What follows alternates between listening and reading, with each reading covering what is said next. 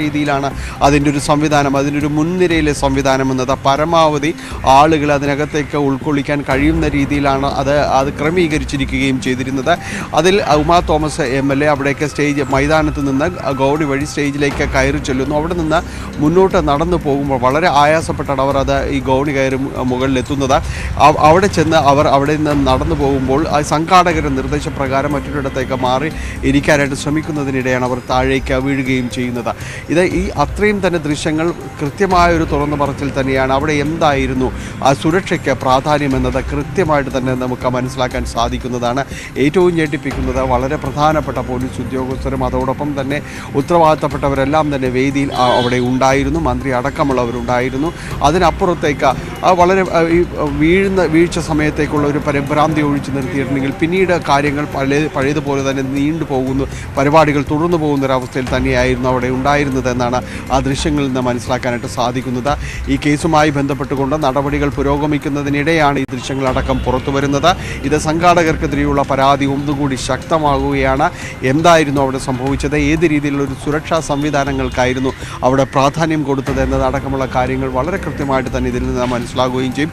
ഇത്രയും ദിവസം അവർ പറഞ്ഞിരുന്നത് സുരക്ഷാ ക്രമീകരണങ്ങളിൽ തങ്ങൾ അവിടെ വീഴ്ച വന്നിട്ടില്ല എന്നതടക്കം പല കാരണങ്ങളിലും അവർ വാദിക്കാനായിട്ട് സംഘാടകർ ശ്രമിക്കുകയും ചെയ്തിരുന്നു. 2 നിര കസേരകൾ എന്ന തുടക്കത്തിൽ പറഞ്ഞിരുന്നത് അവർ അങ്ങനെ ചെയ്തിട്ടില്ല എന്ന് പോലും ഒരു ഘട്ടത്തിൽ വാദിക്കുകയുണ്ടായിരുന്നു. ഇത് ഉമാ തോമസിൻ്റെ അശ്രദ്ധ മൂലം സംഭവിച്ചൊരു അപകടം എന്ന രീതിയിലേക്ക് വരുത്തി തീർക്കാൻ തന്നെയായിരുന്നു സംഘാടകരിൽപ്പെട്ട പലരും തന്നെയും ഇതിനിടെ ശ്രമിച്ചുകൊണ്ടിരുന്നത്. പക്ഷേ കാര്യങ്ങൾ ഇതിൽ പിഴ ദയവായി തുടരുക ഡാനി. ഇപ്പോൾ മന്ത്രി സജി ചെറിയാൻ നമുക്കൊപ്പം ചേരുന്നു.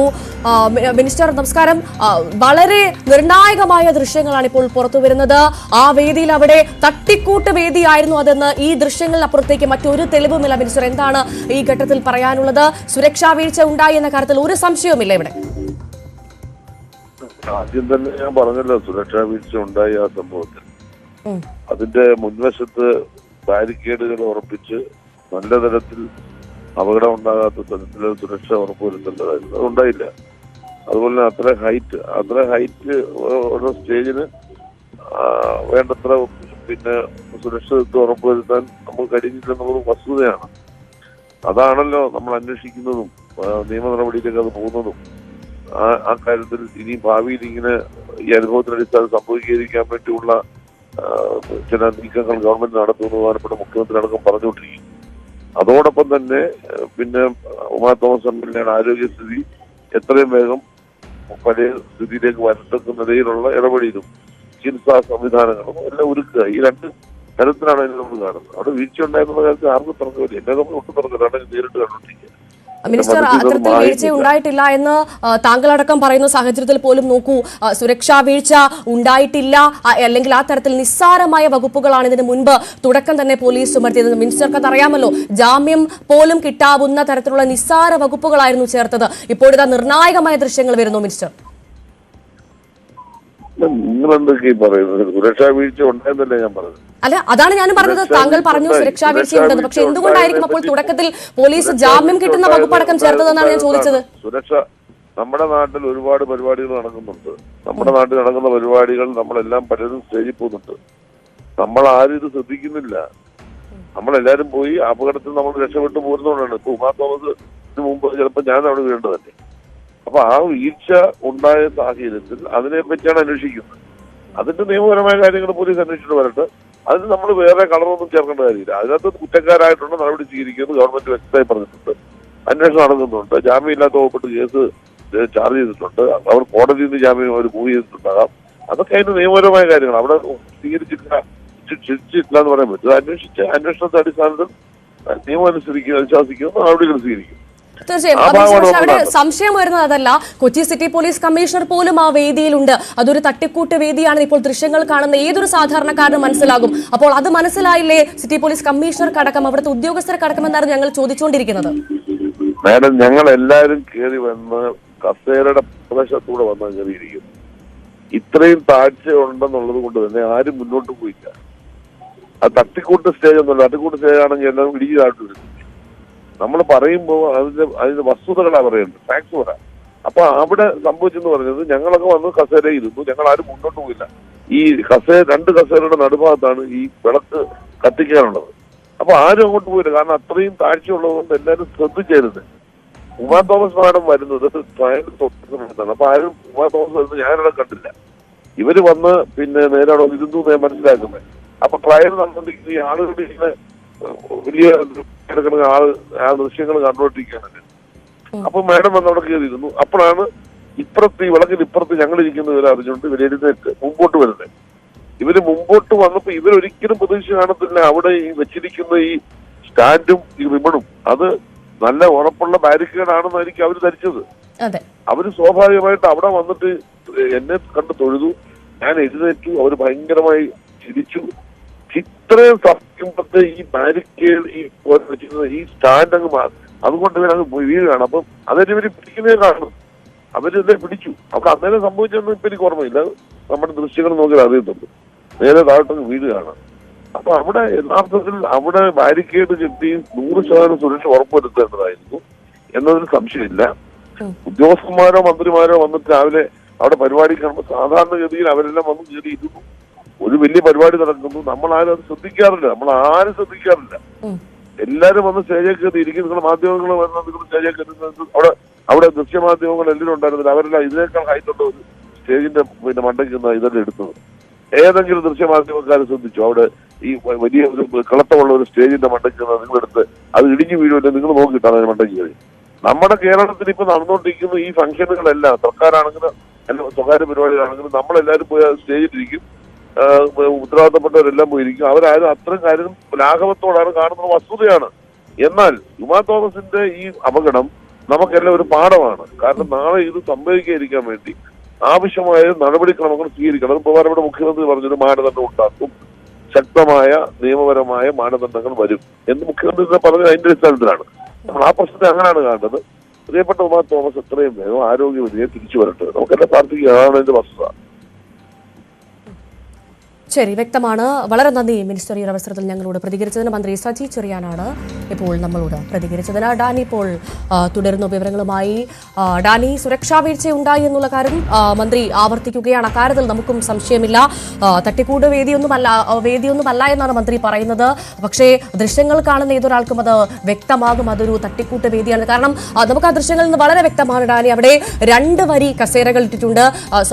ഉമാ തോമസ് ഇപ്പോൾ വീഴുന്ന ദൃശ്യങ്ങൾ കാണുമ്പോൾ നമുക്ക് മനസ്സിലാകും ഒരാൾക്ക് നല്ല രീതിയിൽ നടന്നു പോകാൻ പോലും ഉള്ളൊരു സ്പേസ് അവിടെ ഇല്ല. ഒരു ക്യൂ ബാൻഡാണ്. ആ ക്യൂ ബാൻഡ് സ്വാഭാവികമായും MLA വിചാരിച്ചു കാണും അത് ഉറപ്പുള്ളതായിരിക്കാം എന്ന്. അത് പെട്ടെന്ന് ശ്രദ്ധിച്ചിട്ടുണ്ടാവില്ല. അങ്ങനെയാണ് അപകടം ഉണ്ടായത്. നടന്നു പോകാൻ പോലും കൃത്യമായി സ്ഥലമില്ലാത്തൊരു സ്പേസ് ആണ്. കാരണം ഒരു വരി കസേര ഇടേണ്ടതാണ് 2 വരി കസേര ഇട്ടതെന്ന കാര്യത്തിൽ സംശയമില്ല. ഇതൊക്കെ വലിയ തരത്തിൽ വീഴ്ചയാണ്. നേരത്തെ ശ്രദ്ധിച്ചില്ല അധികൃതർ എന്ന കാര്യത്തിൽ തർക്കമില്ല. ഇനി എന്ത് നടപടി പ്രതീക്ഷിക്കണം? കാരണം ഇപ്പോൾ ഇതാ വലിയ തെളിവാണ് വന്നിരിക്കുന്നത്. ഈ തെളിവിന്റെ അടിസ്ഥാനത്തിലെങ്കിലും ഉടനടി ഒരു നടപടി ഉണ്ടാകും, കൃത്യമായ നടപടി ഉണ്ടാകും നമുക്ക് പ്രതീക്ഷിക്കാം. അല്ലേ ഡാനി?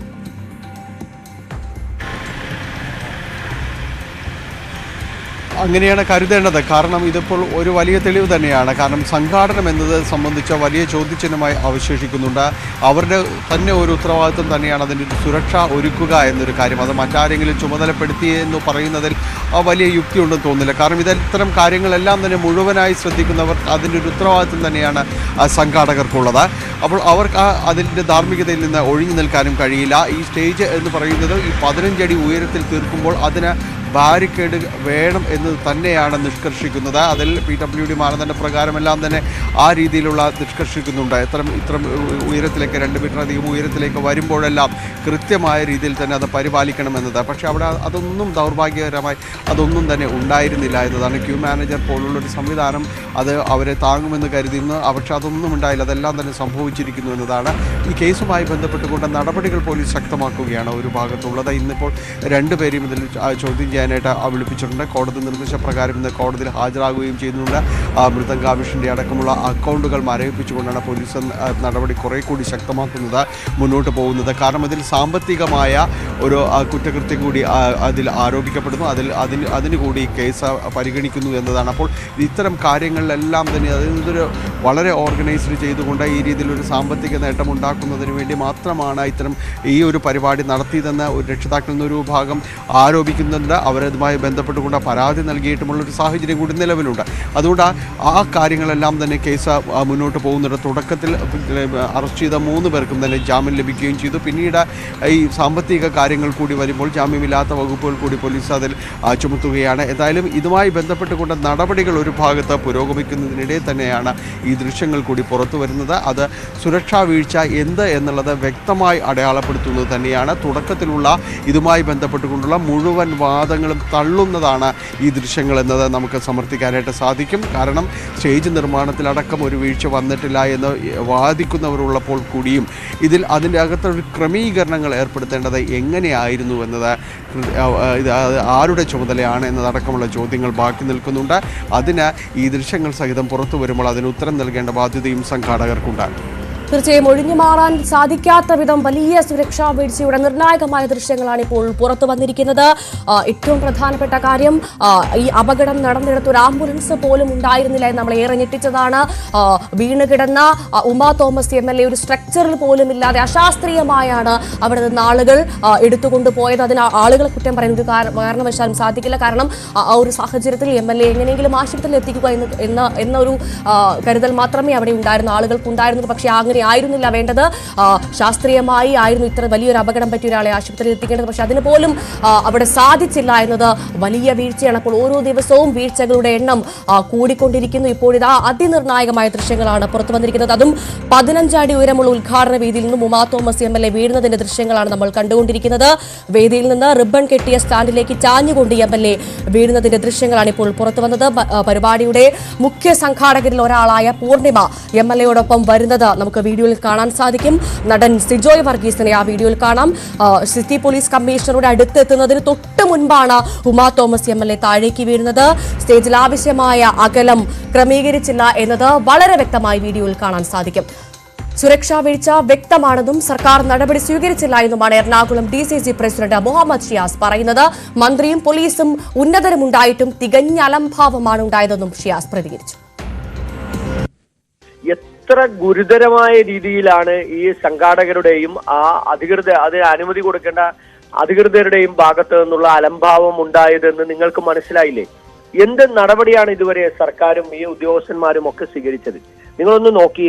മന്ത്രി Saji Cheriyan, city police commissioner, അതുപോലെ തന്നെ ADGP ശ്രീജിത്ത് ഉൾപ്പെടെയുള്ള പോലീസ് ഉദ്യോഗസ്ഥന്മാർ, എത്ര പ്രമുഖരായ വ്യക്തിത്വങ്ങളാണ് അവിടെ ഇരിക്കുന്നത്. അവരുടെ കാല് വെച്ച് ഒന്ന് തിരിഞ്ഞു നിൽക്കാൻ പോലും കഴിയാത്തൊരു സ്റ്റേജാണ്. അവർക്ക് തന്നെ ഇത് അപകടമുണ്ടാകും എന്ന് അവർക്ക് തന്നെ മനസ്സിലായി. സജി ചെറിയാൻ ആദ്യത്തെ സ്റ്റേറ്റ്മെന്റ് അത് തന്നെയാണ്. പിന്നീടാണ് പിറ്റേ ദിവസം അദ്ദേഹം തിരുത്തി പറഞ്ഞത് സംഘാടകർക്ക് പിഴവുണ്ടായില്ല എന്ന്. അത് രാഷ്ട്രീയ സമ്മർദ്ദത്തിന്റെ ഭാഗമാണ്. ഈ നമ്മളൊരു സാമാന്യമായി നമ്മളൊരു പരിപാടിയിൽ പങ്കെടുത്താൽ ഇത്തരത്തിലുള്ള അപകടങ്ങൾ ഉണ്ടാകുമെങ്കിൽ നമ്മളാണെങ്കിൽ പോലും നമ്മൾ പറയും ഈ സ്റ്റേജിൽ അപകടമുണ്ടാകും, നിങ്ങൾ കസേര പുറകിലേക്ക് മാറ്റിയിടണം, ആളുകൾക്ക് താഴേക്ക് വീഴാനുള്ള സാഹചര്യമുണ്ട്, ഇതൊരിക്കലും അനുവദിക്കാൻ പറ്റുന്നതല്ല. ഇവരാരും ഒന്നും മിണ്ടിയില്ലല്ലോ. ഉമാ തോമസ് വന്ന് അവിടെ ഇരുന്ന് ഇവരെ വിഷയതതിന് ശേഷമല്ല അവർ താഴേക്ക് വീഴുന്നത്. അവർ വീണതിന് ശേഷവും ഈ പരിപാടി അവർ തുടർന്നു. അവർക്ക് പ്രശസ്തിയും പണവും എല്ലാം ലഭിക്കുന്നതിന് വേണ്ടിയിട്ടുള്ള എല്ലാ സാഹചര്യവും ഒരുക്കി. അപ്പോൾ ആരോടാണ് നീതി പുലർത്തിയത്? അതിനുശേഷം 5 ദിവസക്കാലം കഴിഞ്ഞു. ഈ പ്രതികൾക്കെതിരായ ജാമ്യം കിട്ടുന്ന വകുപ്പിട്ട് കേസെടുത്തു. അതിനുശേഷമാണ് ഞങ്ങളുടെ എല്ലാം വലിയ പ്രതിഷേധങ്ങൾ ഉണ്ടായപ്പോൾ ജാമ്യമില്ലാത്ത വകുപ്പിട്ട് കേസെടുത്തു. തട്ടിക്കൂട്ടി ഉണ്ടാക്കിയ സ്റ്റേജിൽ നടത്തിയ പരിപാടിയിൽ ഉണ്ടായ അപകടത്തിന് ഉത്തരവാദിത്തം പറയേണ്ടത് സർക്കാരാണെന്ന് എറണാകുളം MLA TJ വിനോദ് പറഞ്ഞു. ഗുരുതരമായ സുരക്ഷാ വീഴ്ച പോലീസിന്റെ കൺമുന്നിലായിരുന്നു എന്നും വിനോദ് ചൂണ്ടിക്കാട്ടി. നഗരത്തിലെയും കേരളത്തിലെയും പ്രധാനപ്പെട്ട ആളുകൾ അണിനിരുന്ന ആ വേദി ഇത്രയും ലാഘവ ബുദ്ധിയോടുകൂടി നിർമ്മിച്ചു എന്നുള്ളത്, അതിന് അനുമതി കൊടുത്തു എന്നുള്ളത് എങ്ങനെ പരിശോധിച്ചിട്ടും നമുക്ക് മനസ്സിലാക്കാൻ കഴിയാത്തൊരു ഈ സംഘാടകരുടെ അനാസ്ഥ മൂലം, പിഴവ് മൂലം വീണ്ടും ഗുരുതരാവസ്ഥയിലേക്ക് തള്ളിവിടുന്ന സാഹചര്യമാണ് ഉമാ തോമസിന്റെ ആ അപകടകരമായ സാഹചര്യത്തിൽ നമുക്ക് കാണാൻ കഴിയും. ഗുരുതരമായ അലംഭാവമാണ് പരിപാടിയിൽ കണ്ടതെന്ന് ദൃക്സാക്ഷിയായ ബിജി ഹിലാൽ പറഞ്ഞു. GCDAയ്ക്കും സംഘാടകർക്കും ഗുരുതരമായ വീഴ്ച സംഭവിച്ചു. പ്രതികൾക്കെതിരെ ഒരു FIR ഇട്ടുകൊണ്ട് അന്വേഷണത്തിന് ഞാൻ മുന്നോട്ട് വന്നതുപോലും. അപ്പോൾ അതോടൊപ്പം തന്നെ സാമ്പത്തിക തട്ടിപ്പുകൾക്കെതിരെ ഇപ്പൊ അവരുടെ അക്കൗണ്ടുകൾ മരവിപ്പിച്ചുകൊണ്ടുള്ള നീക്കങ്ങൾ നടക്കുന്നു. ഈ നടപടികളിലൊക്കെ എനിക്ക് വളരെയേറെ തൃപ്തിയുണ്ട്.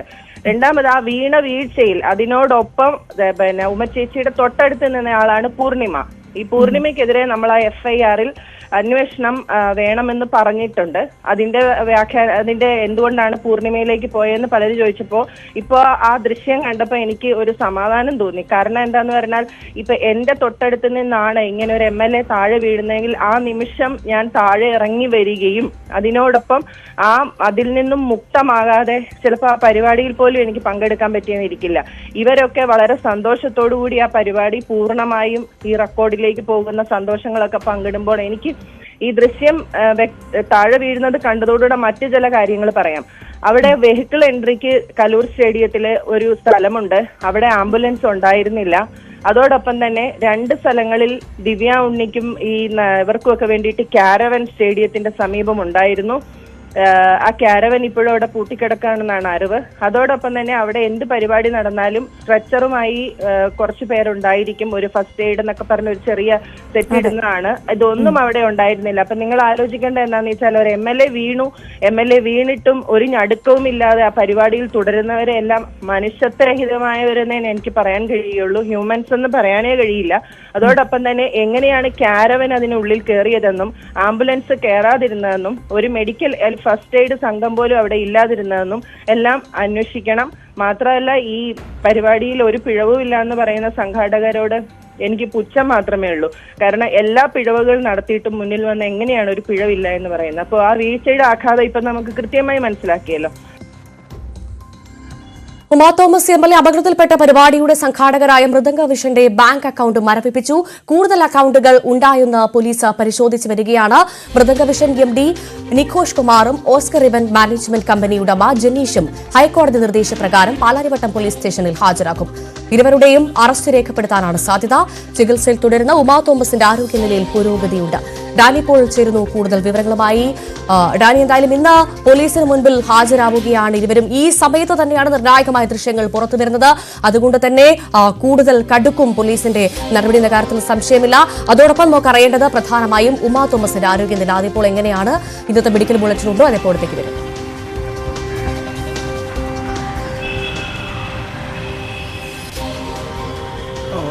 ഉമാ തോമസിന്റെ ആരോഗ്യനില സംബന്ധിച്ച് വൈകാതെ ഇന്നത്തെ ഒരു അപ്ഡേഷൻ എന്ന് പറയുന്നത് വൈകാതെ അത് ഉണ്ടാകുമെന്നാണ് നമ്മൾ പ്രതീക്ഷിക്കുന്നത്. സാധാരണഗതിയിൽ ഒരു 10 മണി 11 മണിയോടുകൂടിയാണ് മെഡിക്കൽ ബോർഡ് ചേർന്നതിന് ശേഷം അതിൻ്റെ ഒരു അപ്ഡേഷനിലേക്ക് കടക്കുകയും ചെയ്യുന്നത്. ഇന്നലെ ഡോക്ടർമാർ ഇതുവരെ ഈ ദിവസങ്ങളിൽ ഏറ്റവും ശുഭകരമായ രീതിയിലാണ് ഇന്നലെ പ്രതികരിച്ചത്. കാരണം അവർ സംസാരിക്കുന്നു എന്ന രീതിയിൽ തന്നെ ഡോക്ടർമാർ പറഞ്ഞു. വളരെ പരിമിതമായ വാക്കുകളിലാണെങ്കിലും അത് സംസാരിക്കുന്നു എന്ന രീതിയിൽ വളരെ കൃത്യമായിട്ട് അവർക്ക് കാര്യങ്ങൾ മനസ്സിലാക്കാൻ കഴിയുന്നു എന്ന രീതിയിൽ തന്നെയാണ് പോസിറ്റീവായ ഒരു റെസ്പോൺസ് എന്ന രീതിയിലാണ് ഡോക്ടർമാർ അതിനെ കാണുന്നത്. തനിയെ ശ്വാസോച്ഛ്വാസം എടുക്കാൻ കഴിയുന്ന രീതിയിലേക്ക് കാര്യങ്ങൾ മെച്ചപ്പെടുന്നുണ്ട് എന്നവർ പറഞ്ഞു. കാരണം ഇതിൽ ശ്വാസകോശത്തിനേറ്റ ക്ഷതങ്ങൾ തന്നെയാണ്, അതിൻ്റെ ഒരു പരിക്കാണ് ഏറ്റവും കൂടുതൽ ആശങ്കജനകമായിരുന്നത്.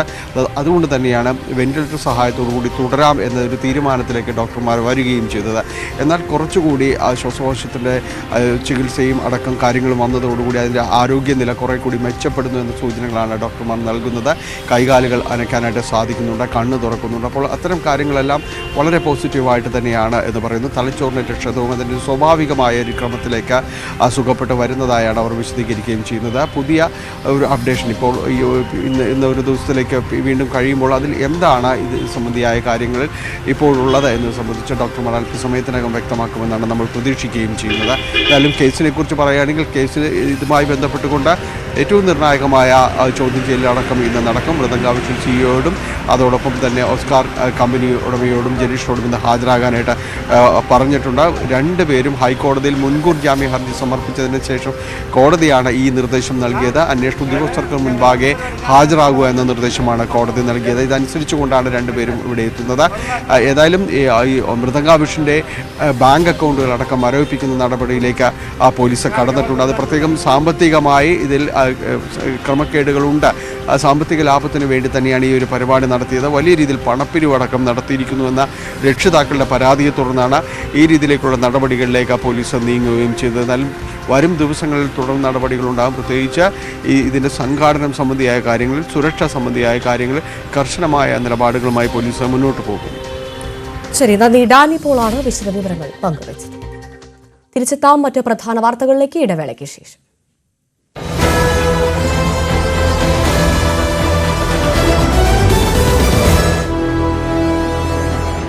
മഞ്ഞുമൂടിയ കശ്മീർ താഴ്വരയിൽ എല്ലാ പ്രതിസന്ധികളും അതിജീവിച്ച് കാവൽ. അതിർത്തി സംരക്ഷിക്കുന്ന ഈ ജവാന്മാർക്ക് നൽകാം ബിഗ് സല്യൂട്ട്. ഈ ദൃശ്യങ്ങളോടെ ഫാസ്റ്റ് ന്യൂസ് ആരംഭിക്കുന്നു.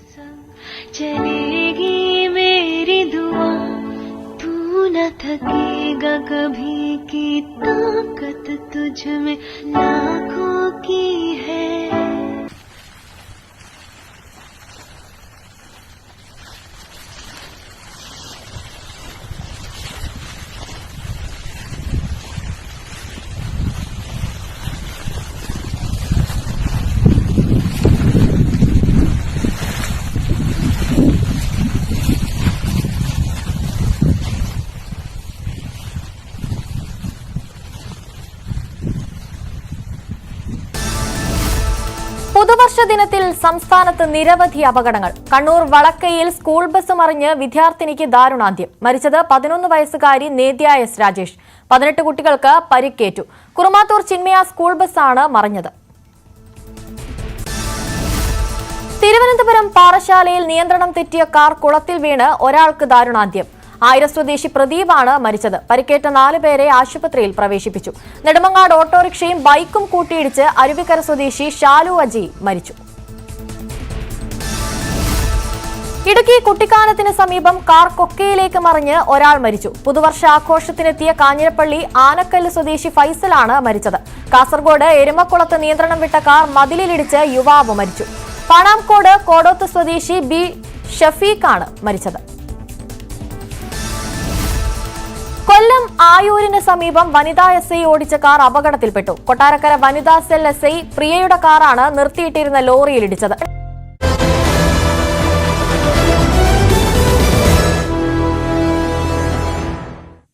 തിരികെ വാർത്തയിലേക്ക്.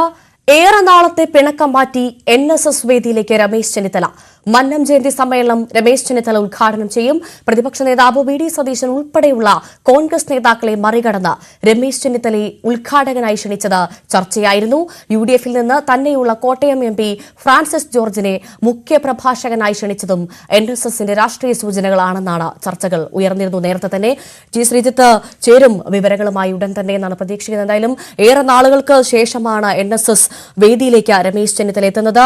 എത്തുന്നതിന് ഒരുപാട് രാഷ്ട്രീയ പ്രാധാന്യമുണ്ട്. ഏറ്റവും പ്രധാനമായി കോൺഗ്രസ് പുനഃസംഘടനയും നിയമസഭാ തെരഞ്ഞെടുപ്പും ഒക്കെ വരാനിരിക്കുന്ന സാഹചര്യത്തിലാണ് ചെന്നിത്തലയ്ക്ക് NSS-ന്റെ ക്ഷണം എന്നത് ഏറെ ശ്രദ്ധേയമാണ്.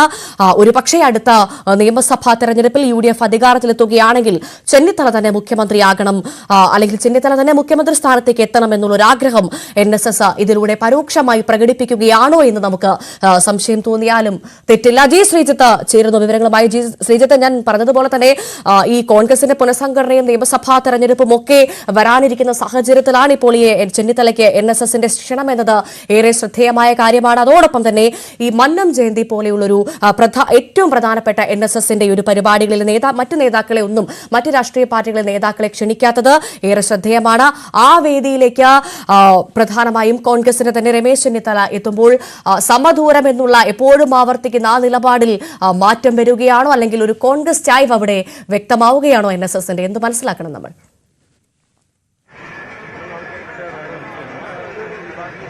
ഭവ്യ, അങ്ങനൊരു കോൺഗ്രസ് ചായ്വ് എന്ന് പരിപൂർണമായി നമുക്ക് പറയാൻ കഴിയില്ല. പക്ഷേ ഒരു രാഷ്ട്രീയ സൂചനകൾ നൽകുന്ന രീതിയിലുള്ള പല സംഭവങ്ങളും NSS-ന്റെ മന്നം ജയന്തി സമ്മേളനത്തിൽ ഉണ്ടാകാറുണ്ട്. നേരത്തെ ശശി തരൂരിനെ കൊണ്ടുവന്നതും അങ്ങനെ ഒരു രാഷ്ട്രീയ നീക്കമാണ്. ഒരുപക്ഷെ കോൺഗ്രസിന്റെ ഉൾപാർട്ടി രാഷ്ട്രീയത്തിൽ പ്രധാനപ്പെട്ട ഒരു നീക്കം എന്ന് തന്നെ പറയേണ്ടി വരും. നമുക്കറിയാം, കോൺഗ്രസിൽ ഒന്നാമനാകാൻ പലരും ശ്രമം നടത്തുന്നുണ്ട്.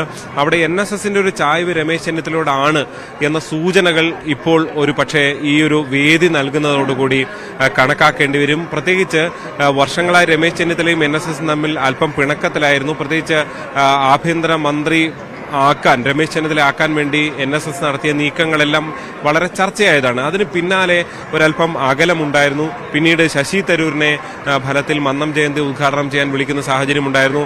ഇപ്പോൾ പ്രതിപക്ഷ നേതാവായ വി ഡി സതീശൻ ഉൾപ്പെടെയുള്ളവരെ അതിന് മറികടന്നുകൊണ്ട് രമേശ് ചെന്നിത്തലയെ ക്ഷണിക്കുന്നു. നേരത്തെ രമേശ് ചെന്നിത്തല പ്രതിപക്ഷ നേതാവായിരുന്ന സമയത്തും അദ്ദേഹത്തെ ക്ഷണിച്ചിരുന്നില്ല. അങ്ങനെയൊക്കെയുള്ള പല രാഷ്ട്രീയ നീക്കങ്ങളുമുണ്ട്. എന്തായാലും 1.5 വർഷത്തിന് ശേഷം സംസ്ഥാന തെരഞ്ഞെടുപ്പ് നടക്കാനിരിക്കെ രമേശ് ചെന്നിത്തലയെ പിണക്കമെല്ലാം മറികടന്നുകൊണ്ട് NSS ആസ്ഥാനത്തേക്ക് ഈ പരിപാടിയുടെ ഉദ്ഘാടകനായി ക്ഷണിക്കുന്നു എന്നത് വളരെ പ്രധാനപ്പെട്ടതാണ്. എന്തായാലും അല്പസമയത്തിനുള്ളിൽ മന്നം ജയന്തി സമ്മേളനം രമേശ് ചെന്നിത്തല ഉദ്ഘാടനം ചെയ്യും. ഞാനിപ്പോൾ ഉള്ളത് NSS ആസ്ഥാനത്താണ്. ഇവിടെ നിരവധി നേതാക്കളും പ്രവർത്തകരും ഒക്കെ തന്നെ രാവിലെ മുതൽ എത്താൻ തുടങ്ങിയിരുന്നു. വിവിധ കോൺഗ്രസിന്റെയും BJPയുടെയും ഒക്കെ നേതാക്കൾ ഇവിടെ എത്തിയിട്ടുണ്ടായിരുന്നു. UDF കൺവീനർ MM ഹസൻ ഉൾപ്പെടെയുള്ള നേതാക്കൾ ഉണ്ടായിരുന്നു. തൊട്ടിപ്പുറത്ത്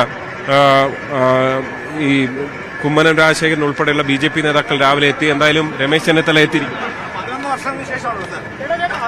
11 വർഷങ്ങൾക്ക് ശേഷമാണല്ലോ.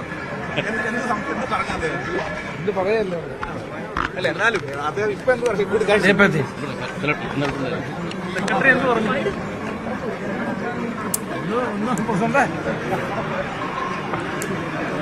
എന്തായാലും NSS general secretary G Sukumaran നായരെ കാണുന്നതിന് വേണ്ടി അദ്ദേഹം ഗസ്റ്റ് ഹൗസിലേക്ക് നടന്ന് നീങ്ങിക്കൊണ്ടിരിക്കുന്നു.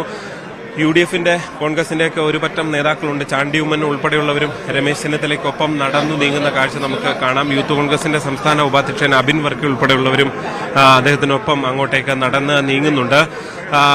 നേരത്തെ K സുരേന്ദ്രൻ ഉൾപ്പെടെയുള്ള നേതാക്കൾ വന്ന് പോയിരുന്നു. എന്തായാലും NK പ്രേമേന്ദ്രൻ MP ഉൾപ്പെടെയുള്ളവർ ഈ ഗസ്റ്റ് ഹൗസിനുള്ളിൽ തന്നെയുണ്ട്. അങ്ങനെ വിവിധ രാഷ്ട്രീയ പാർട്ടിയുടെ പ്രധാനപ്പെട്ട നേതാക്കളെല്ലാം തന്നെ ഈ NSS ആസ്ഥാനത്ത് ഉണ്ട് എന്നുള്ളതാണ്. പക്ഷേ രമേശ് ചെന്നിത്തലയാണ് ഉദ്ഘാടനം ചെയ്യുന്നത്. നേരത്തെ രാഹുൽ മാങ്കൂട്ടത്തിലെ പോലെയുള്ള നേതാക്കൾ, T സിദ്ദിഖ്, അങ്ങനെ നിരവധി നേതാക്കൾ, PC വിശ്വനാഥ് ഉൾപ്പെടെ കോൺഗ്രസിന്റെ വലിയൊരു നേതൃനിര തന്നെ ഇവിടെ ഉണ്ടായിരുന്നു. BJPയെ സംബന്ധിച്ച് സംസ്ഥാന അധ്യക്ഷൻ K സുരേന്ദ്രൻ, മുൻ അധ്യക്ഷൻ കുമ്മനം രാജശേഖരൻ, PK കൃഷ്ണദാസ് ഉൾപ്പെടെ AN രാധാകൃഷ്ണൻ ഉൾപ്പെടെയുള്ള നേതാക്കളും ഇവിടെ എത്തിയിട്ടുണ്ട്. ഇടതുപക്ഷത്തെ സംബന്ധിച്ച് ഒരുപക്ഷെ എടുത്തു പറയാൻ കഴിയുക കേരള കോൺഗ്രസ് എമ്മിന്റെ സാന്നിധ്യമാണ്. ജോസ് കെ മാണി അല്പസമയത്തിനുള്ളിൽ എത്തിച്ചേരും. മറ്റ് MLA നാരായണനും ഒപ്പം തന്നെ ജോബ് മൈക്കിൾ, ചങ്ങനാശ്ശേരി MLA ജോബ് മൈക്കിൾ ഉൾപ്പെടെയുള്ളവരുമുണ്ട്. എന്തായാലും ഇപ്പോൾ ഗസ്റ്റ് ഹൗസിനുള്ളിൽ രമേശ് ചെന്നിത്തലയും G സുകുമാരൻ നായരും തമ്മിൽ കാണുന്നു എന്നുള്ളതാണ് വളരെ പ്രധാനപ്പെട്ട ഒരു കാഴ്ചയാണ്. ഒരുപക്ഷെ കോൺഗ്രസ് രാഷ്ട്രീയത്തെ സംബന്ധിച്ച്, രമേശ് ചെന്നിത്തലയെ സംബന്ധിച്ചൊക്കെ വളരെ പ്രധാനപ്പെട്ട ഒരു കൂടിക്കാഴ്ചയാണ്. എന്തായാലും അല്പസമയം മുൻപ് അദ്ദേഹം ഗസ്റ്റ് ഹൗസിൽ നിന്ന് പുറത്തേക്ക് വരുന്ന വഴി നമ്മൾ ചോദിച്ചപ്പോൾ എല്ലാം അവിടെ പറയാം എന്ന് പറഞ്ഞുകൊണ്ടാണ് രമേശ് ചെന്നിത്തല മറ്റൊന്നും പറയാതെ സുകുമാരൻ നായരെ കാണുന്നതിന് വേണ്ടി ഉള്ളിലേക്ക് കയറിപ്പോകുന്ന കാഴ്ചയാണ് കണ്ടത്. എന്തായാലും അല്പസമയത്തിനുള്ളിൽ ഇരുവരും ഒരുമിച്ച് മറ്റ് നായക സഭാംഗങ്ങളെല്ലാം ചേർന്നുകൊണ്ട് മന്നം സമാധിയിലേക്ക് എത്തിച്ചേരും. അവിടെ പുഷ്പാർച്ചന നടത്തും. ഈ പുഷ്പാർച്ചന പൂർത്തിയായ ശേഷമാണ് മന്നം ജയന്തി സമ്മേളനം ഉണ്ടാകുക. ഭവ്യ, അതാണ് എന്തായാലും കോൺഗ്രസിന്റെ സുപ്രധാന സ്ഥാനത്തേക്ക് ചെന്നിത്തല എത്തണമോ എന്നാണോ NSSന്റെ ആഗ്രഹമെന്നൊക്കെ നമുക്ക് സംശയം തോന്നിപ്പോകും. കാരണം അത്രമാത്രം വലിയ സ്വാഗതമായിരുന്നു അദ്ദേഹത്തിന് നടത്തിയത്. എന്തായാലും കഴിഞ്ഞ 2 ദിവസം മുൻപ് നമ്മൾ കണ്ടതാണ്, വൈക്കത്ത് നടന്ന SNDPയുടെ ശിവഗിരി തീർത്ഥാടന പരിപാടിയിലും ചെന്നിത്തല മുഖ്യാതിഥിയായിരുന്നു. SNDPയും ഇപ്പോൾ ഇതാ NSSും ചെന്നിത്തലയെ പരസ്യമായി പിന്തുണയ്ക്കുന്നത് എങ്ങനെയാണ് സതീശനടക്കമുള്ള കോൺഗ്രസ് ക്യാമ്പുകൾ നോക്കിക്കാണുന്നത് എന്നൊക്കെ നമുക്ക് വരും ദിവസങ്ങളിൽ അറിയാൻ സാധിക്കും. ശിവഗിരിയിലെ സനാതന പ്രസ്താവനയോടെ RSSുമായി ഒരു ഇടവേളയ്ക്ക് ശേഷം പോര് തുറന്നിരിക്കുകയാണ് മുഖ്യമന്ത്രി പിണറായി വിജയൻ. BJPയും CPMുമായി രാഷ്ട്രീയ ധാരണ എന്ന ആരോപണം പ്രതിപക്ഷം ഉയർത്തുന്നതിനിടെയാണ് പ്രസ്താവനയെ ചൊല്ലി സംഘപരിവാർ പിണറായി പോര് ശക്തമാകുന്നത്. പുതിയ വിവാദത്തിന്റെ രാഷ്ട്രീയം തിരിച്ചറിഞ്ഞാണ് പ്രതിപക്ഷവും വിവാദത്തിൽ കക്ഷി ചേരുന്നത്.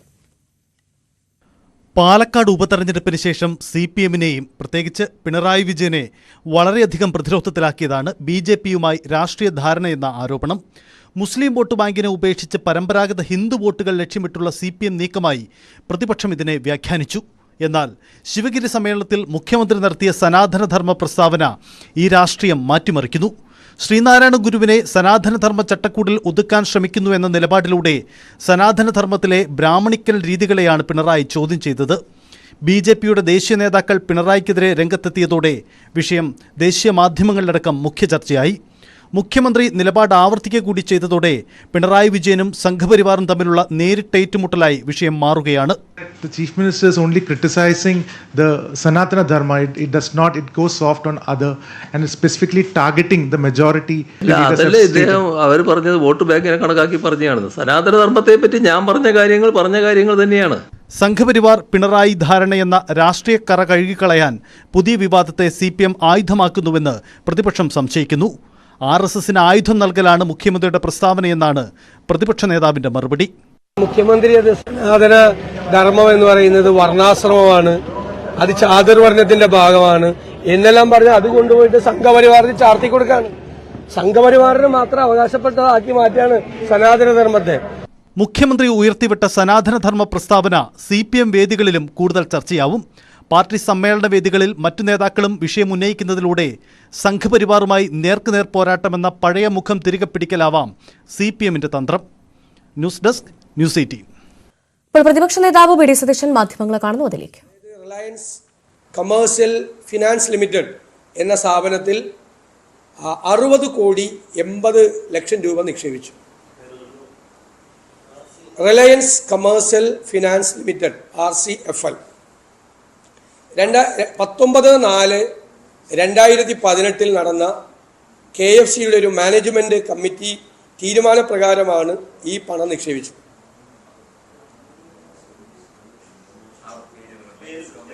RCFL Reliance Commercial Finance Limited Anil അംബാനിയുടെയാണ്. അപ്പോൾ ഈ 2018 എന്ന് പറയുന്ന പ്രത്യേകം ശ്രദ്ധിക്കണം. അനിൽ അംബാനിയുടെ സ്ഥാപനങ്ങളെല്ലാം വലിയ സാമ്പത്തിക പ്രതിസന്ധിയെ നേരിടുന്ന ഒരു ഘട്ടത്തിലാണിത്. 2018 എന്ന് പറഞ്ഞത് 2015 മുതൽ ഈ 18 കാലഘട്ടം വരെ അനിൽ അംബാനിയുടെ വ്യവസായ സംരംഭങ്ങളെല്ലാം അതീവ ഗുരുതരമായ സാമ്പത്തിക പ്രതിസന്ധിയിലൂടെ കടന്നു പോകുന്ന സമയമാണ്. ഈ രാജ്യത്തെ ധനകാര്യ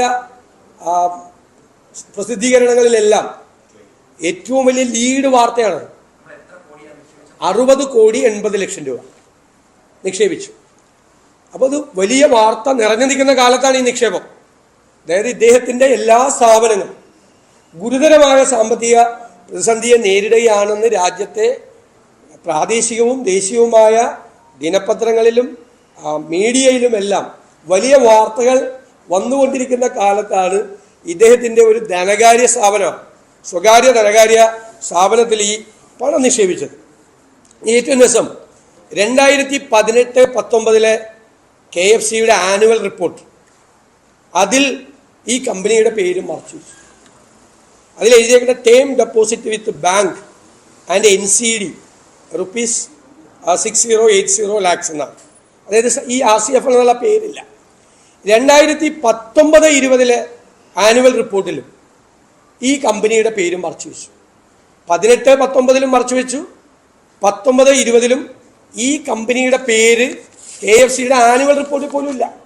മനസ്സിലായില്ലേ? പിന്നീട് ഈ പേര് വരുന്നത് പിന്നീട് വരുന്നത് 2020-21 റിപ്പോർട്ടിലാണ് ഇൻവെസ്റ്റ്മെന്റ് ഇൻ NCD RCFL എന്ന് വരുന്നത്. ഞാൻ നോട്ട് തരാം നിങ്ങൾക്ക്. ഈ NCD എന്ന് പറഞ്ഞാൽ നോൺ കൺവേർട്ടബിൾ ഡിബഞ്ചർ എന്നാണ് ഇതിൽ വരുന്നത്. ഇനി ഈ KFC SFC ആക്ട്, അതായത് സ്റ്റേറ്റ് ഫിനാൻഷ്യൽ കോർപ്പറേഷൻ ആക്ട് 1951 33-ാം വകുപ്പ് അനുസരിച്ച് റിസർവ് ബാങ്കിലോ നാഷണലൈസ്ഡ് ബാങ്കിലോ മാത്രം പണം നിക്ഷേപിക്കാൻ പാടും. അതാണ് ഈ ഒരു സ്വകാര്യ പണമിടപാട് സ്ഥാപനത്തിൽ കൊണ്ടുപോയി മുങ്ങാൻ പോകുന്ന കമ്പനിയിൽ പോയി ഇത് വെച്ച് 2018-18 നിക്ഷേപിക്കുന്നത്. കേട്ടോളാം. 2019 ഈ കമ്പനി പൂട്ടി, കമ്പനി ലിക്വിഡേറ്റ് ചെയ്യും. 19 ഈ കമ്പനി ലിക്വിഡേറ്റ് ചെയ്തു. ലിക്വിഡേഷന്റെ ഭാഗമായിട്ട് പൈസ കിട്ടിയില്ല എന്ന് പറയാൻ പറ്റില്ല. 7,09,00,000 രൂപ കിട്ടി നമുക്ക്. ലിക്വിഡേറ്റ് ചെയ്യുമ്പോൾ കിട്ടുമല്ലോ, ആ ലിക്വിഡേറ്റ് ചെയ്യുന്ന സ്ഥാപനങ്ങളുണ്ടല്ലോ, അതനുസരിച്ച് 7,09,00,000 രൂപ. 60,80,00,000 രൂപയാണ് നമ്മൾ ചെയ്തത്. പലിശ അടക്കം നമുക്ക് കിട്ടേണ്ടത് 101 കോടി രൂപയാണ്. 101 കോടി രൂപയാണ് ഈ ഇടപാടിലൂടെ സംസ്ഥാനത്തിന് നഷ്ടമായത്. 101 കോടി രൂപ. 60,80,00,000 നിക്ഷേപിച്ചത്. പലിശ അടക്കം നമുക്ക് കിട്ടേണ്ടത് 101 കോടിയാണ്. ലിക്വിഡേറ്റ് ചെയ്തപ്പോൾ 7,09,00,000 പലിശ അടക്കം. ഈ 60 കോടിയുടെ പലിശ അടക്കം നമ്മൾ നിങ്ങൾക്ക് പലിശ കിട്ടുന്നുണ്ടല്ലോ, നിക്ഷേപമല്ലേ, ആ നിക്ഷേപത്തിൻ്റെ പലിശ, ഇത്രയും പൈസ KFC ഏതെങ്കിലും MSMEക്ക് ലോണാ കൊടുത്തെങ്കിൽ എന്തെല്ലാം കണ്ടീഷനാണ്. ഗ്യാരണ്ടി വേണ്ടേ? ഗ്യാരണ്ടി ഇല്ലാതെ KFC ലോൺ കൊടുക്കുമോ? ഗ്യാരണ്ടി ഉണ്ടാവും, പലിശ നല്ല പലിശയാണ്, നല്ല പലിശയ്ക്ക് പണം ഇങ്ങോട്ട് കിട്ടും. പൈസ അടച്ചില്ലെങ്കിൽ അത് KFC ജപ്തി അല്ലേ? അതിനല്ലേ KFCയുടെ ഫണ്ട്. ഇത് ഒരു ഗ്യാരണ്ടി ഇല്ലാതെ ഈ പണം അവിടെ നിക്ഷേപിച്ചു. 101 കോടി, 7 കോടി 9 ലക്ഷം. അല്ല, അത് കൂടാതെ പലിശ ഉൾപ്പെടെ നമുക്ക് നഷ്ടപ്പെട്ടതാണ് 101 കോടി. മറ്റതുകൂടി നമുക്ക് കിട്ടണ്ടായിരുന്നു, 7 ചില്ലാൻ കോടി കൂടി കിട്ടണ്ടായിരുന്നു. നമുക്ക് നഷ്ടം 101 കോടിയുണ്ട്, 94 101 കോടി രൂപയുടെ നഷ്ടം 2018 നിക്ഷേപിച്ചു. 19 ഇത് ലിക്വിഡേറ്റ് ചെയ്ത് കമ്പനി. അത് കഴിഞ്ഞ് അതിൻ്റെ ഒരു പ്രോസസ്സ് ഉണ്ടല്ലോ, ആ പ്രോസസ്സ് കുറച്ച് കഴിഞ്ഞിട്ടാണ് ഈ 7 കോടി രൂപ നമുക്ക് കിട്ടിയത്. ഇനി ഇത് സംസ്ഥാനത്തെ ഇടത്തരം ചെറുകിട സംരംഭങ്ങൾക്ക് ലഭിക്കേണ്ട ഫണ്ടാണ്. മുങ്ങാൻ പോകുന്ന വൻകിട കോർപ്പറേറ്റ് സ്ഥാപനത്തിന് നൽകിയത് ഗുരുതരമായ കുറ്റവും ഗുരുതരമായ അഴിമതിയാണ്. പണം മേടിച്ചിട്ടാണ് ഇത് ചെയ്തിരിക്കുന്നത്. അല്ല, ആരെങ്കിലും കൊണ്ട് ഈ കമ്പനിയിൽ നിക്ഷേപിക്കുക? ഞാനതാണ് നിങ്ങളോട് പറഞ്ഞത്. നിങ്ങൾ 2018 ദേശീയ മാധ്യമങ്ങൾ ഉൾപ്പെടെ എടുത്ത് നോക്കിയാൽ നമുക്ക് എല്ലാവർക്കും അറിയാമല്ലേ, അനിൽ അംബാനി വലിയ ക്രൈസിസിലായിരുന്നു. അനിൽ അംബാനിയുടെ മൊത്തം സ്ഥാപനങ്ങൾ വലിയ ക്രൈസിസിൽ നിൽക്കുമ്പോഴാണ് അയാളൊരു ധനകാര്യ സ്ഥാപനത്തിൽ കൊണ്ടുപോയി പണം നിക്ഷേപിക്കുന്നത്. നമ്മൾ പണം നിക്ഷേപിക്കുമ്പോൾ പണം നിക്ഷേപിക്കുന്ന ധനകാര്യ സ്ഥാപനത്തിൻ്റെ ക്രെഡിബിലിറ്റി എന്താണെന്ന് ഒരു അന്വേഷണം നടത്തണ്ടേ? വിശ്വാസ്യത എന്താണ്? അവരുടെ സ്റ്റേച്ചർ എന്താണ്? ഇപ്പോൾ അവരുടെ ഫിനാൻഷ്യൽ സ്റ്റേറ്റസ് എന്താണ്? എത്ര സ്ട്രോങ് കമ്പനിയാണ് എന്ന് പരിശോധിച്ചിട്ടല്ലേ? ആരാ പരിശോധിക്കേണ്ടത്? ഇതൊന്നും പരിശോധിക്കാതെ വലിയ തുക കമ്മീഷനായി വാങ്ങിച്ചിട്ടാണ് ഭരണ നേതൃത്വത്തിൻ്റെ അറിവോടുകൂടി ചില ഉദ്യോഗസ്ഥന്മാരെല്ലാം കൂടി ചെയ്തിരിക്കുന്നതാണ്. ലിക്വിഡേറ്റ് ആകാൻ പോകുന്ന സ്ഥാപനമാണെന്ന് അറിഞ്ഞുകൊണ്ട് തന്നെയാണ് ചെയ്തിരിക്കുന്നത്. അറിഞ്ഞുകൊണ്ട് തന്നെ ഇത്രയും പണം നിക്ഷേപിച്ചു, കമ്മീഷൻ വാങ്ങിയിട്ടാണ്. ഇനി 11ാം നിയമസഭാ സമ്മേളനത്തിൽ ഞങ്ങളുടെ കയ്യിൽ കിട്ടിയിട്ട് കുറച്ചാളെ ഞങ്ങൾ നോക്കുമായിരുന്നു. നമ്മളൊരു കാര്യം പറയുന്നതിന് മുമ്പ് പരിശോധിക്കണ്ടേ? ഞങ്ങൾ നിയമസഭയിൽ ചോദിച്ചു ധനകാര്യമന്ത്രിയോട്, ഇതുവരെ അതിന് മറുപടി കിട്ടിയിട്ടില്ല. ഈ വിഷയത്തിൽ ചോദ്യം ചോദിച്ചിട്ട് എന്താ ധനകാര്യമന്ത്രിക്ക് മറുപടി പറയാൻ വിഷമം? KFCയിൽ ചോദ്യം അയച്ചു കൊടുത്താൽ പോരെ? ധനകാര്യമന്ത്രിയുടെ ഓഫീസിൽ നിന്ന് സാധാരണ വന്നു കഴിഞ്ഞാൽ, അസംബ്ലിയിൽ ചോദ്യം വന്നാൽ സ്പീക്കറുടെ ഓഫീസിൽ നിന്ന് ലെജിസ്ലേച്ചറിൽ നിന്ന് അദ്ദേഹത്തിന് പോകും, ധനകാര്യ മന്ത്രാലയത്തിലേക്ക് പോകും. അവിടെ നിന്ന് KFCയിലേക്ക്, തിരുവനന്തപുരത്തല്ലേ KFC, ഫോണിൽ വിളിച്ചു വെച്ചാൽ കിട്ടുമല്ലോ ഇൻഫർമേഷൻ, കിട്ടില്ലേ? ഇതുവരെ നിയമസഭയിൽ ഉത്തരം തന്നിട്ടില്ല.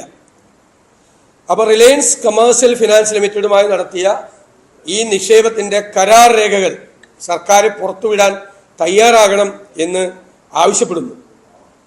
ഈ ചെറുകിട ഇടത്തരം സംരംഭങ്ങൾക്ക് 100% ഗ്യാരണ്ടി ഉണ്ട്.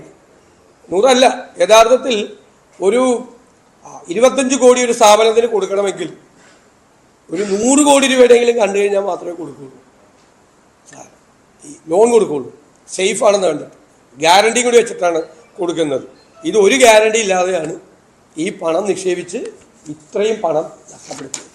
ഇതൊരു അറിയാതെ പറ്റിയ ഒരു അബദ്ധമല്ല. കാരണം അറിയാതെ പറ്റിയ ഒരു അബദ്ധം ആണെങ്കിൽ പോലും ക്ഷമിക്കാൻ പറ്റില്ല. അറിയാതെ പറ്റിയ അബദ്ധമാണെങ്കിൽ ഈ കമ്പനി മുഴുവൻ മുച്ചൂടും മുടിഞ്ഞു നിൽക്കുന്ന സമയത്താണ്, തകർന്ന് തരിപ്പണമായി നിൽക്കുന്ന സമയത്താണ് ഇവർ കൊണ്ട് ഈ പണം നിക്ഷേപിക്കുന്നത്. ഇതിന് ഉത്തരം പറയണ്ടേ? ഇതാരുടെ പൈസയാണ്? ഗവൺമെൻറ് എക്സൊക്കെയുള്ള പൈസയല്ലേ, ഗവൺമെൻറ്റിൻ്റെ സ്ഥാപനമല്ലേ? എന്നിട്ടിപ്പോൾ ഈ 23-24 റിപ്പോർട്ടിൽ വളരെ അവ്യക്തമായിട്ടാണ് ഇത് പറഞ്ഞിരിക്കുന്നത്. KFCക്കെതിരെ അഴിമതി ആരോപണം ഉന്നയിച്ചിരിക്കുകയാണ് പ്രതിപക്ഷ നേതാവ്. കരാർ രേഖകൾ സർക്കാർ പുറത്തുവിടണം. ഏറ്റവും പ്രധാനമായി അനിൽ അംബാനിയുടെ കമ്പനിയിൽ 60 കോടി നിക്ഷേപിച്ചു തുടങ്ങിയ ആരോപണങ്ങൾ, മുങ്ങാൻ പോകുന്ന കമ്പനിയിൽ നിക്ഷേപം നടത്തി തുടങ്ങിയ ആരോപണങ്ങളാണ് ഇപ്പോൾ പ്രതിപക്ഷ നേതാവ് ഉന്നയിച്ചിരിക്കുന്നത്. ഇടവേള.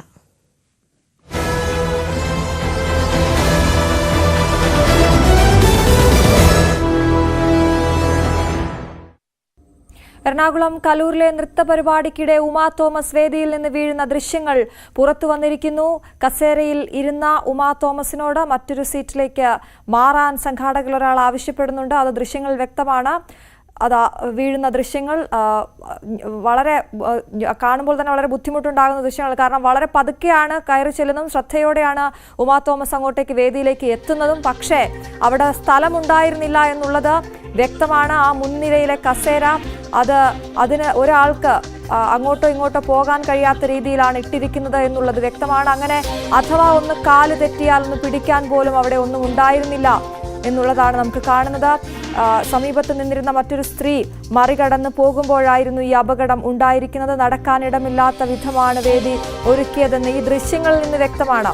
ഈ ദൃശ്യങ്ങൾ പറയുന്നുണ്ട് അവിടെ എന്താണ് സംഭവിച്ചത്, കൃത്യമായി എന്താണ് സംഭവിച്ചത് എന്നുള്ളത് ഈ ദൃശ്യങ്ങൾ പറയുകയാണ്. ഇതുവരെ നമുക്ക് ലഭിച്ചിരുന്നത് ഉമാ തോമസ് വീണതിന് ശേഷമുള്ള ദൃശ്യങ്ങളായിരുന്നുവെങ്കിൽ ഇപ്പോൾ ആ വേദിയിൽ അന്ന് എന്താണ് നടന്നത് എന്ന് വ്യക്തമാണ്.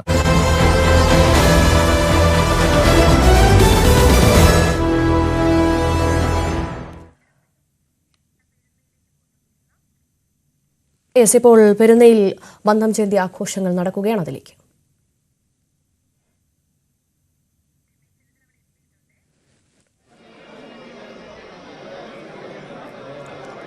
പെരുന്നയിൽ മന്ദം ജയന്തി ആഘോഷം നടക്കുകയാണ്. രമേശ് ചെന്നിത്തല അവിടെ എത്തിയിട്ടുണ്ട്. വർഷങ്ങൾക്ക് ശേഷമാണ് പിണക്കം മാറി രമേശ് ചെന്നിത്തല പെരുന്നയിലേക്ക് എത്തിയത്.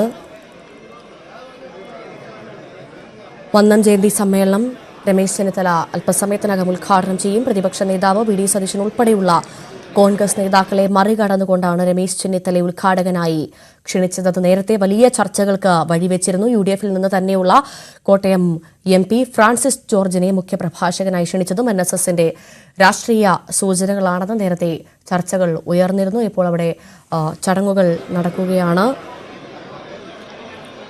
അല്പസമയം മുൻപാണ് രമേശ് ചെന്നിത്തല മന്നം ജയന്തി ഉദ്ഘാടനത്തിനായി എത്തിയത്.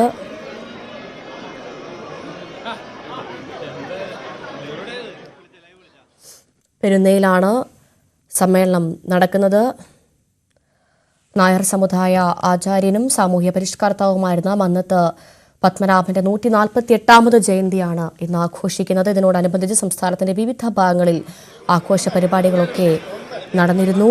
പെരുന്ന NSS ആസ്ഥാനത്ത് ഇന്നലെയും ഇന്നുമായി വൻപിച്ച ആഘോഷ പരിപാടികളാണ് നടക്കുന്നത്. വിദ്യാഭ്യാസ സമുച്ചയ മൈതാനിയിൽ തയ്യാറാക്കിയിരിക്കുന്ന നഗറിലാണിപ്പോൾ ഈ ചടങ്ങുകൾ നടക്കുന്നത്. രാവിലെ 7 മണി മുതൽ മന്നം സമാധിയിൽ പുഷ്പാർച്ചനയൊക്കെ നടന്നിരുന്നു. ഇപ്പോൾ ഇതാ 10:45 ശേഷമായിരിക്കും സമ്മേളനം. മന്നം ജയന്തി സമ്മേളനം മുൻ പ്രതിപക്ഷ നേതാവ് രമേശ് ചെന്നിത്തല ഉദ്ഘാടനം ചെയ്യുക. ഡോക്ടർ M ശശികുമാർ അധ്യക്ഷത വഹിക്കുമെന്നാണ് മനസ്സിലാക്കുന്നത്. K ഫ്രാൻസിസ് ജോർജ് MP അനുസ്മരണ പ്രഭാഷണം നടത്തും. NSS general secretary G Sukumaran Nair, treasurer NV Ayyappan Pillai എന്നിവരൊക്കെ ആ വേദിയിൽ സംസാരിക്കും. G ശ്രീജിത്ത് ചേരുന്നു വിവരങ്ങളുമായി. ശ്രീജിത്ത്, എന്തായാലും വർഷങ്ങൾക്ക് ശേഷം പിണക്കം മാറ്റിയെത്തിയ രമേശ് ചെന്നിത്തലയ്ക്ക് വലിയ സ്വീകരണമാണ് ലഭിച്ചതെന്ന് മനസ്സിലാക്കുന്നു, അല്ലേ?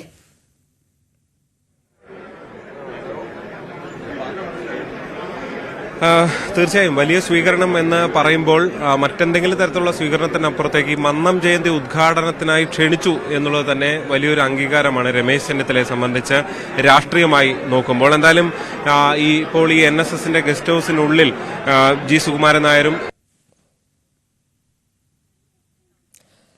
കോൺഗ്രസ് പുനഃസംഘടനാ നിയമസഭാ തെരഞ്ഞെടുപ്പുകളൊക്കെ വരാനിരിക്കുന്ന സാഹചര്യത്തിലാണ് ചെന്നിത്തലയ്ക്ക് NSS ക്ഷണം എന്നതേറെ ശ്രദ്ധേയമാണ്. G ശ്രീജിത്ത് തുടരുന്നു. ശ്രീജിത്ത് തുടരാം.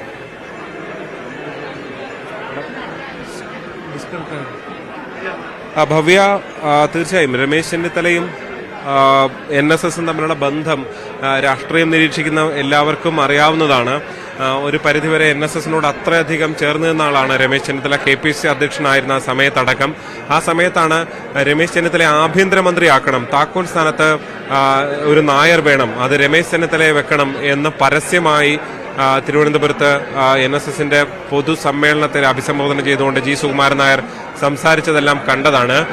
പക്ഷെ പിന്നീട് ആ ബന്ധത്തിൽ പലതരത്തിലുള്ള അകലങ്ങളുമുണ്ടായി. രമേശ് ചെന്നിത്തല NSSന് അന്യനായി മാറുന്ന സ്ഥിതിയിലേക്ക് പോലും രാഷ്ട്രീയ സാഹചര്യം എത്തി. കോൺഗ്രസിലെ പല നേതാക്കളും പിന്നീട് NSS ആസ്ഥാനത്ത്, പ്രത്യേകിച്ച് ശശി തരൂരിനെ പോലെ, നേരത്തെ ശശി തരൂരിനോടും NSSന് അകൽച്ചയുണ്ടായിരുന്ന അദ്ദേഹം തിരുവനന്തപുരത്ത് ലോക്സഭാ തെരഞ്ഞെടുപ്പിൽ സ്ഥാനാർത്ഥിയായി വന്നപ്പോൾ അദ്ദേഹത്തെ ഡൽഹി നായർ എന്നാണ് അന്ന് വിശേഷിപ്പിച്ചത്.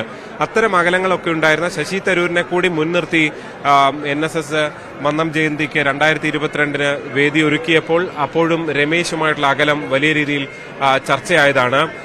ഇന്നിപ്പോൾ മറ്റു പല അകലങ്ങളുമാണ് ചർച്ചയാകുന്നത്. പ്രത്യേകിച്ച് പ്രതിപക്ഷ നേതാവ് VD സതീശൻ, അദ്ദേഹം NSS ഉൾപ്പെടെയുള്ള, അതായത് ഒരു ഘട്ടത്തിൽ ഈ സാമുദായിക നേതാക്കളുടെ തിണ്ണനിറങ്ങുന്ന രീതിയല്ല വേണ്ടത് എന്ന്.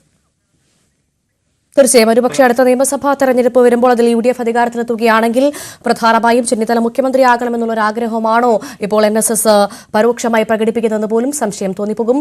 നമ്മൾ മറ്റു വാർത്തയിലേക്ക് കടക്കുകയാണ്. സംസ്ഥാന ഗവർണറായി രാജേന്ദ്ര വിശ്വനാഥ് ആർലേക്കർ എന്ന ചുമതലയേൽക്കും. രാജ്ഭവനിൽ നടക്കുന്ന ചടങ്ങിൽ കേരള ഹൈക്കോടതി ചീഫ് ജസ്റ്റിസ് നിതിൻ മധുകർ ജാംദാർ സത്യവാചകം ചൊല്ലിക്കൊടുക്കും. BV അരുൺ ചേരുന്ന വിവരങ്ങളുമായി. അരുൺ, അങ്ങനെ പുതിയ ഗവർണർ ഇന്ന് ചുമതലയേൽക്കും അല്ലേ?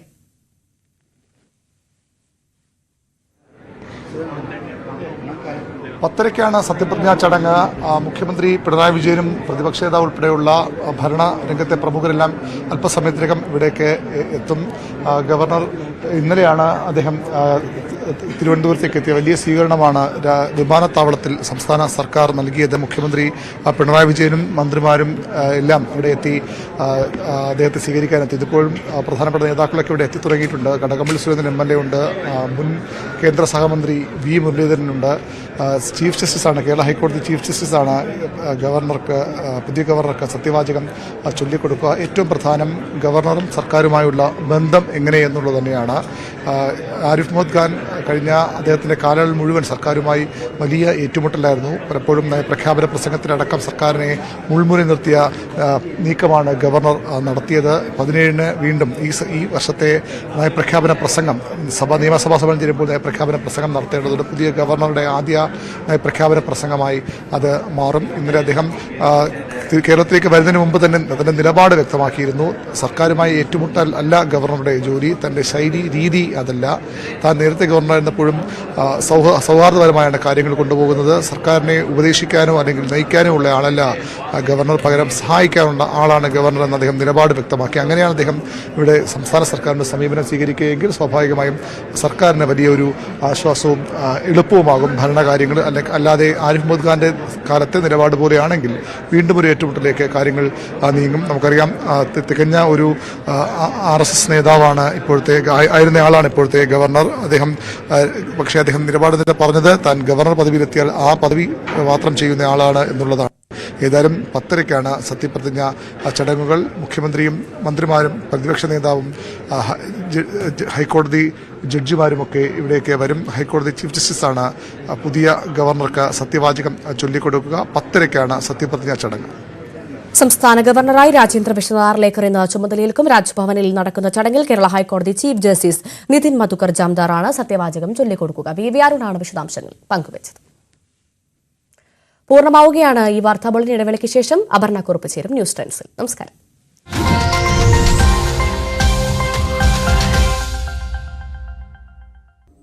എറണാകുളം കലൂരിലെ നൃത്തപരിപാടിക്കിടെ ഉമാ തോമസ് വേദിയിൽ നിന്ന് വീഴുന്ന ദൃശ്യങ്ങൾ പുറത്തു വന്നിരിക്കുന്നു. കസേരയിൽ ഇരുന്ന ഉമാ തോമസിനോട് മറ്റൊരു സീറ്റിലേക്ക് മാറാൻ സംഘാടകർ ഒരാൾ ആവശ്യപ്പെടുന്നുണ്ട്. അത് ദൃശ്യങ്ങൾ വ്യക്തമാണ്. അതാ വീഴുന്ന ദൃശ്യങ്ങൾ വളരെ കാണുമ്പോൾ തന്നെ വളരെ ബുദ്ധിമുട്ടുണ്ടാകുന്ന ദൃശ്യങ്ങൾ. കാരണം വളരെ പതുക്കെയാണ് കയറി ചെല്ലുന്നതും ശ്രദ്ധയോടെയാണ് ഉമാ തോമസ് അങ്ങോട്ടേക്ക് വേദിയിലേക്ക് എത്തുന്നതും. പക്ഷേ അവിടെ സ്ഥലമുണ്ടായിരുന്നില്ല എന്നുള്ളത് വ്യക്തമാണ്. ആ മുൻനിരയിലെ കസേര അതിന് ഒരാൾക്ക് അങ്ങോട്ടോ ഇങ്ങോട്ടോ പോകാൻ കഴിയാത്ത രീതിയിലാണ് ഇട്ടിരിക്കുന്നത് എന്നുള്ളത് വ്യക്തമാണ്. അങ്ങനെ അഥവാ ഒന്ന് കാല് തെറ്റിയാൽ ഒന്ന് പിടിക്കാൻ പോലും അവിടെ ഒന്നും ഉണ്ടായിരുന്നില്ല എന്നുള്ളതാണ് നമുക്ക് കാണുന്നത്. സമീപത്ത് നിന്നിരുന്ന മറ്റൊരു സ്ത്രീ മറികടന്ന് പോകുമ്പോഴായിരുന്നു ഈ അപകടം ഉണ്ടായിരിക്കുന്നത്. നടക്കാനിടമില്ലാത്ത വിധമാണ് വേദി ഒരുക്കിയതെന്ന് ഈ ദൃശ്യങ്ങളിൽ നിന്ന് വ്യക്തമാണ്. ഈ ദൃശ്യങ്ങൾ പറയുന്നുണ്ട് അവിടെ എന്താണ് സംഭവിച്ചത്, കൃത്യമായി എന്താണ് സംഭവിച്ചത് എന്നുള്ളത് ഈ ദൃശ്യങ്ങൾ പറയുകയാണ്. ഇതുവരെയും നമുക്ക് ലഭിച്ചിരുന്നത് ഉമാ തോമസ് വീണതിന് ശേഷമുള്ള ദൃശ്യങ്ങളായിരുന്നുവെങ്കിൽ ഇപ്പോൾ ആ വേദിയിൽ അന്ന് എന്താണ് നടന്നത് എന്ന് വ്യക്തമാക്കുന്ന അപകടത്തിന്റെ ദൃശ്യമാണ് നമ്മൾ കാണുന്നത്. ഉമാ തോമസ് ആദ്യം വന്ന് അവർ ഒരു ചെയറിലിരിക്കുന്നുണ്ട്, അതിനുശേഷം അവരോട് അങ്ങോട്ടേക്ക് മാറിയിരുന്നോളൂ എന്ന് പറയുന്നുണ്ട്. ആ മാറുന്നതിനിടെ ഒരു സ്ത്രീയെ മറികടന്ന് പോകുന്നതിനിടെയാണ് ഉമാ തോമസ് സ്റ്റേജിൽ നിന്ന് താഴേക്ക് വീണിരിക്കുന്നത്. ഡാനി ഇപ്പോൾ വിവരങ്ങളുമായി ചേരുന്നു. ഡാനി, അപകടത്തിന്റെ ദൃശ്യം പുറത്തു വരുമ്പോൾ വ്യക്തമാണ് ആ സ്റ്റേജ് നിർമ്മിച്ചതിലെയും ആ സംഘാടനത്തിലെയും പാകപ്പിഴ.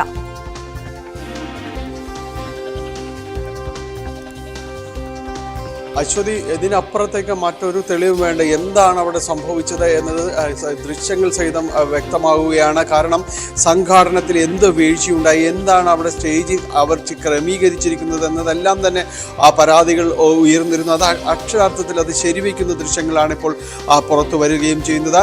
അത് നേരത്തെ അവർ പറഞ്ഞിരുന്നത് അത് അവിടെ ഒരു വരി കസേര മാത്രമേ ഉണ്ടായിരുന്നുള്ളൂ, നടന്നു പോകാൻ അതിന് സാധിക്കുമായിരുന്നു എന്നതെല്ലാം തന്നെ പല വാദങ്ങളും അവർ ഉന്നയിച്ചിരുന്നു. അപ്പോഴെല്ലാം തന്നെ നമ്മൾ ദൃശ്യമാധ്യമ പ്രവർത്തകരടക്കം ഇതിൽ ആദ്യം വന്ന ആ വിഷ്വൽസ് അടക്കം വെച്ച് പറഞ്ഞിരുന്നു, ഉദാഹരിച്ചിരുന്നു. അതിൽ ഒരാൾക്ക് നടക്കാനുള്ള വീതി ഉണ്ടായി.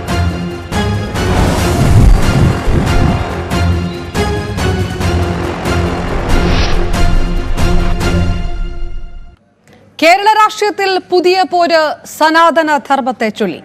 ന്യൂസ് ട്രെൻഡ്സ് തുടങ്ങുന്നു. നോക്കാം ഈ മണിക്കൂറിലെ പ്രധാന തലക്കെട്ടുകൾ.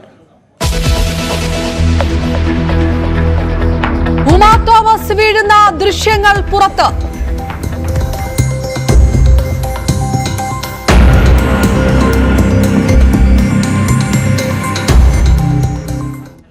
അപകടം സംഘാടകന്റെ നിർദ്ദേശപ്രകാരം ഉമാ തോമസ് ഇരിപ്പിടം മാറുന്നതിനിടെ വേദിയൊരുക്കിയത് നടക്കാൻ പോലും ആവശ്യത്തിന് സ്ഥലമില്ലാത്ത വിധം. ദൃശ്യങ്ങളിൽ ഗുരുതര സുരക്ഷാ വീഴ്ച വ്യക്തം. സംഘാടകരായ മൃദംഗ വിഷന്റെ അക്കൗണ്ടുകൾ മരവിപ്പിച്ചു.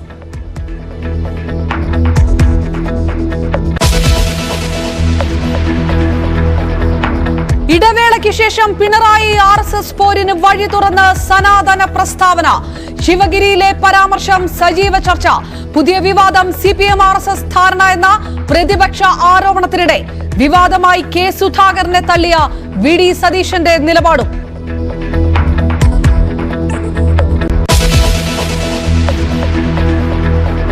വയനാട് പുനരധിവാസ പ്രവർത്തനങ്ങൾക്ക് തുടക്കമാകുന്നു. റവന്യൂ മന്ത്രി K രാജൻ ഇന്ന് ജില്ലയിൽ ടൗൺഷിപ്പ് ഫീൽഡ് സന്ദർശിക്കും.